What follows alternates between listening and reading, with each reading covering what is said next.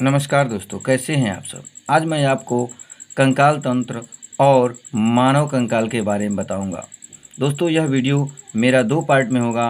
पहले पार्ट में आपको कंकाल तंत्र, उसके अध्ययन, उसके कार्यों को बताऊंगा और दूसरे पार्ट में मैं मानव कंकाल और उससे जुड़ी हुई सभी हड्डियों के बारे में बताऊँगा। तो आइए देर न करते हुए वीडियो को स्टार्ट करते हैं और बताते हैं आपको कि कंकाल तंत्र, स्केलेटन सिस्टम। दोस्तों, कंकाल तंत्र का अध्ययन ऑस्टियोलॉजी या ऑस्टियोलॉजी कहा जाता है। दोस्तों, हमारी हड्डियों को मांसपेशियों से जोड़ने वाली कोशिकाएं होती हैं, उन्हें टेंडन, और हड्डियों को हड्डियों से जोड़ने वाली कोशिकाएं होती हैं, उन्हें लिगामेंट कहते हैं।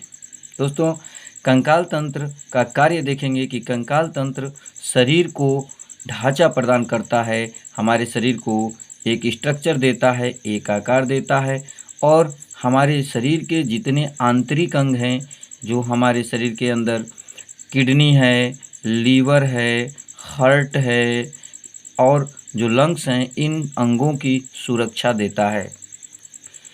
दोस्तों, हड्डियों से हमारी मांसपेशियां जुड़ी होती है। इनकी संख्या शरीर में हमारे लगभग 700 या 656 होती है। कंकाल तंत्र के 2 भाग होते हैं, बाह्य कंकाल तंत्र, अंतः कंकाल तंत्र, इंडोस्केलेटन सिस्टम और एक्सो स्केलेटन सिस्टम।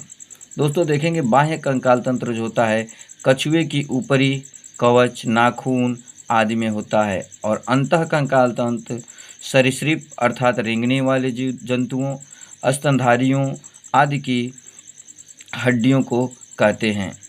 दोस्तों, उभयचरों में अर्थात मेढक वगैरह में देखेंगे जो एम्फीबिया वर्ग के हैं, इनमें बाह्य कंकाल नहीं होता है। दोस्तों, देखेंगे हमारे कंकाल तंत्र जो 2 पार्ट में हैं, एक्सोस्केलेटन सिस्टम और एंडोस्केलेटन सिस्टम।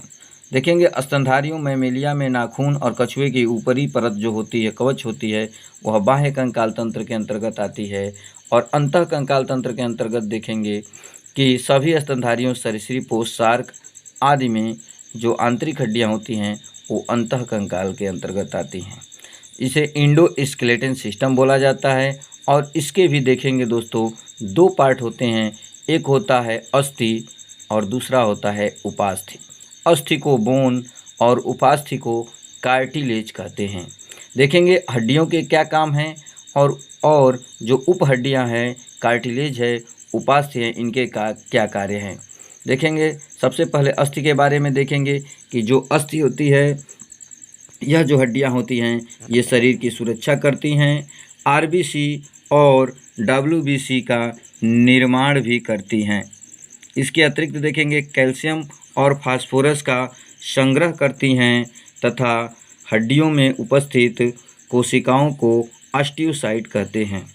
और जो ये बोन होता है, यह हड्डियां होती हैं, अस्थि होती हैं, ये संयोजी उत्तक होते हैं और जो जिसे परिपक्व अस्थि कोशिका, ऑस्टियोसाइट को परिपक्व अस्थि कोशिका कहा जाता है। दोस्तों, ये तो हो गए अस्थियों के बारे में, बोन के बारे में। अब देखेंगे हम लोग कि जो उपास्थियाँ होती हैं उनके बारे में हम लोग जानेंगे कि यह क्या करती हैं। देखेंगे दोस्तों कार्टिलेज के बारे में कि 2 हड्डियाँ जहाँ जुड़ी होती हैं उसी स्थान को कहा जाता है उपास्थि या कार्टिलेज। ये भी संयोजी उत्तक होती हैं।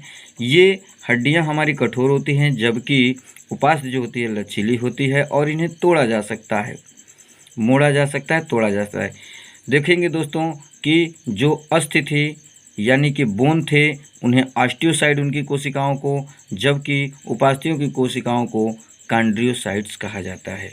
दोस्तों, ये तो हो गए सभी हमारे कंकाल तंत्र के अंतर, जितने पार्ट होते हैं और जितने भी उनके कार्य हैं और जितने भी उनके अध्ययन को क्या कहा जाता है, ये सारी चीज़ें।